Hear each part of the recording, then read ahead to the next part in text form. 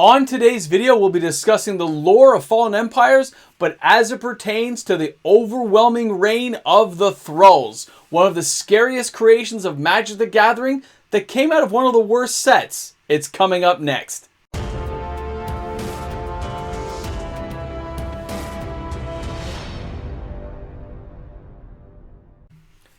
November 15th, 1994 saw the release of Fallen Empires, another part of Dominaria. This small continent was explored by players in a most fascinating way, where we saw the fall of nations after the Brothers' War and the climate starts to cool.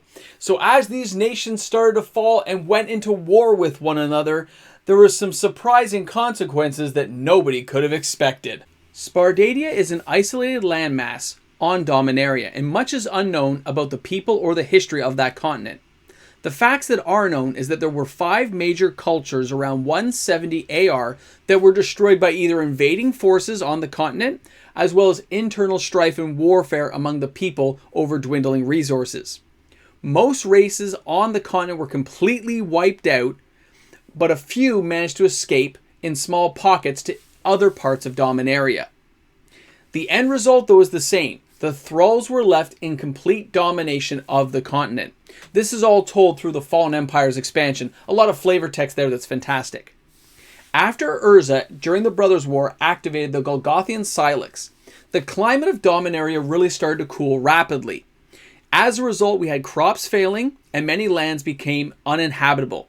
And this put constraints on resources such as food, stocks, iron, wood that were on the continent.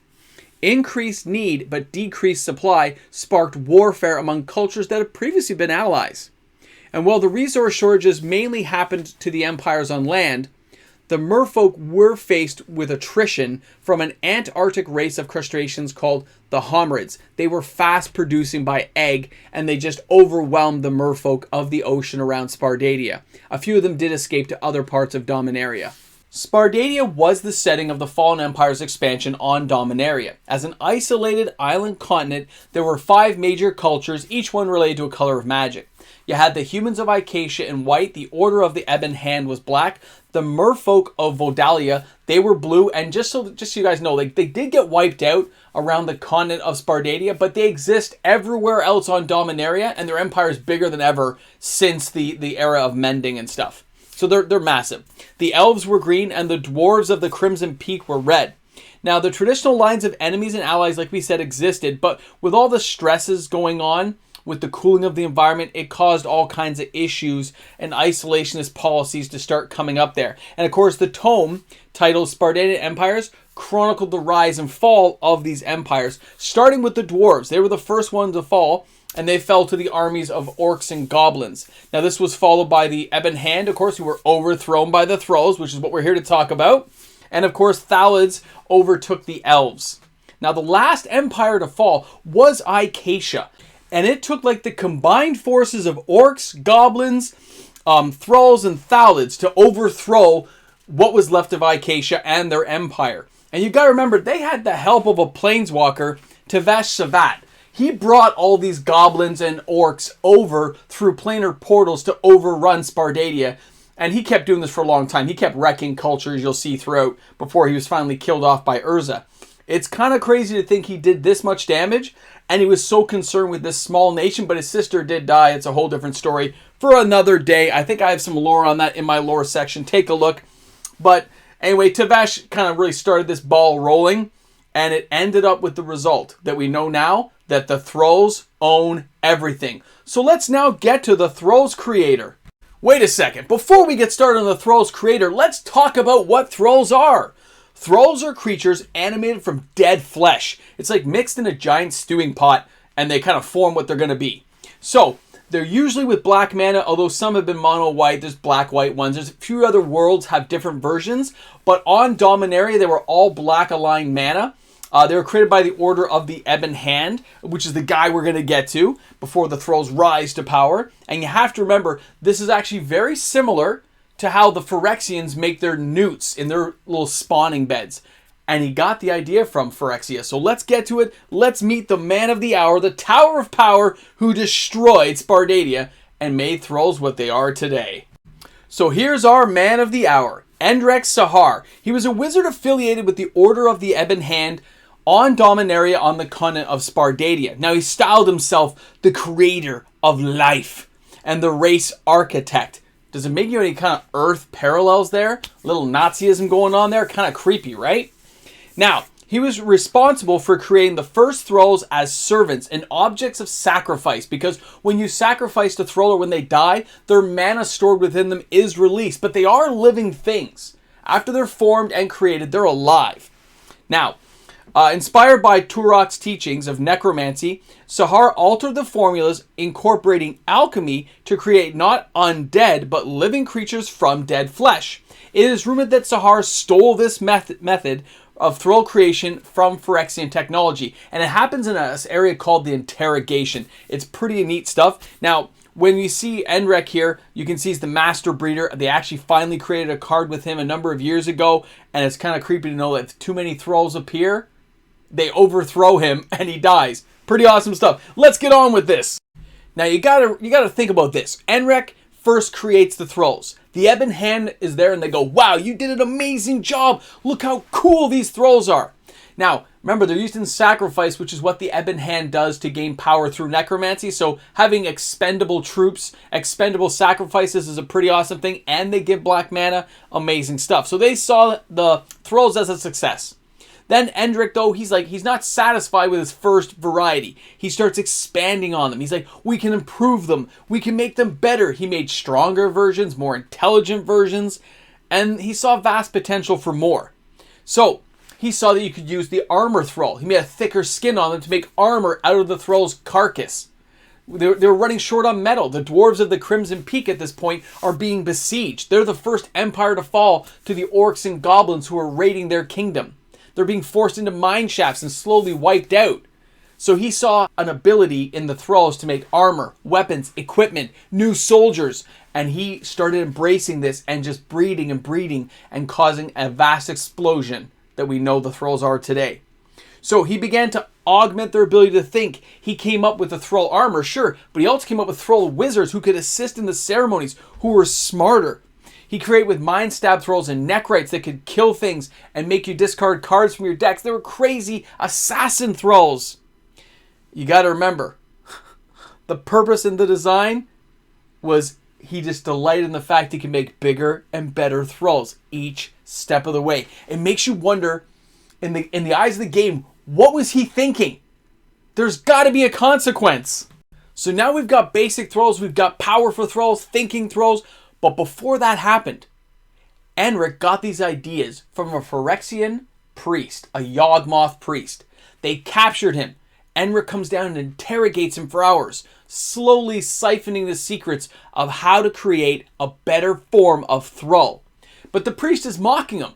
The priest is like, it doesn't matter. The thralls can never be more than they are because their energy's from within. Where our creations on Phyrexia come from outside energy, forcing the evolution of our species. Pretty cool, right? But you know what? He also said that Endrek would be tortured in the center of Phyrexia. Kind of gross. But he got the ideas he wanted. He went on to make the Thrall Champion, the Thrall Wizards, the Neckrites, the Mind Stab Thralls, and they would keep evolving past that point. He even created the Thrull Lore, which he considered his greatest creation, but actually turned out to be his greatest failure. So here we have Endrek with his greatest creation, the Thrull Lore. He considers it kind of what the priest was talking about. It's an outside energy source. It's a bigger thrall. And back when Fallen Empires was out, this was considered a pretty big card, guys. It was a 4 casting, cost 4/4. And, you know, all your black spells just cost an additional 1. Depending on how you built your deck, this was actually a pretty good card. But the Order of the Ebon Hand saw this as a tax on the limited resources they had available in black mana. They considered it not only a failure, the ultimate failure, and they decided Endrek had done enough, and they ordered his execution, which is kind of crazy, right? So he wouldn't even be around to see what the Thralls became later on, and what actually happened to Spardadia. So in a twist of irony and fate, thousands of years after his own execution, Endrek Sahar was like among the many granted a second chance at life. Through the time rifts, he finds a time-displaced copy of himself in modern Dominaria and sees what has happened to the Thralls. They've dominated the continent, and he got to bear witness to everything. and then he returned to his own timeline at the time of the Great Mending. So now we get to the rise of the Thralls, the part we're talking about. So we don't know what happened to Spardadia after the empires fell. We don't know what's going on. But sometime after Acacia fell, we know the goblins were destroyed by the Thralls. The orcs took to going into the mountains and caves to hide. The Thralls bred other Thralls just to kill the orcs inside the caves until they were all gone as well. That left the Thralls alone on their island continent with the Thralls. But the Thralls were kind of like shambling brutes. They didn't have the intelligence of the Thralls, so the Thralls have kind of left them alone. But no other intelligent life is left on Spardadia. So remember this, when the Phyrexian invasion happens thousands of years later, they came with a huge army to Spardadia to wipe everything out, to show the Thralls who's boss. And what ends up happening? They get smoked. They get defeated in a day. They don't need the help of planeswalkers. They don't need massive combined armies of the coalition to defeat them. They don't need Urza. They say, we can do this ourselves and we'll wipe them out. Think of the combined power of the planeswalkers that were fighting against Phyrexia. Now think about the Thralls and what they did to the Phyrexians in one day. And Phyrexia realized if the Thralls ever come to the conclusion that there is anything outside of Spardadia, if their intelligence rises to that level, the multiverse is in trouble. Dominaria is gone and the multiverse is in trouble. This is why Thralls are the deadliest creature out there in the Magic universe. Think about it. When you look at that feral abomination right now on the screen that they brought out when they first brought back Dominaria, that's an Urborg. That's a common 5/5 for 6. That is a base Thrall with Death Touch. We have no idea how powerful Thralls are unless Wizards gives Thralls some tribal support and really puts some muscle of Spardadian Thralls behind them. I wanted to leave everyone off at the end of the video here looking at the Spardadian empires, and you look at that flavor text where it says, the past still lives within its pages, waiting for the time to come again. Because the Thralls could come back. There's a reason why Wizards hasn't reprinted any of the Thralls from Fallen Empires. They may bring these bad boys back one day if they really want to shake things up and show how vicious these creatures have become while living generation after generation on Spardadia, evolving over and over and over again on their little tiny continent. Guys, thanks a lot for tuning in today. I hope everyone enjoyed the lore video. Please leave your comments in the comments section. Thank you to all the wonderful patrons of this channel for your continued support. This is a bonus lore video put out for everyone who enjoys Thralls as much as I do. Thank you so much for the support, everyone. Patrons make the channel happen. I really enjoyed doing this. I hope everyone enjoyed it as well.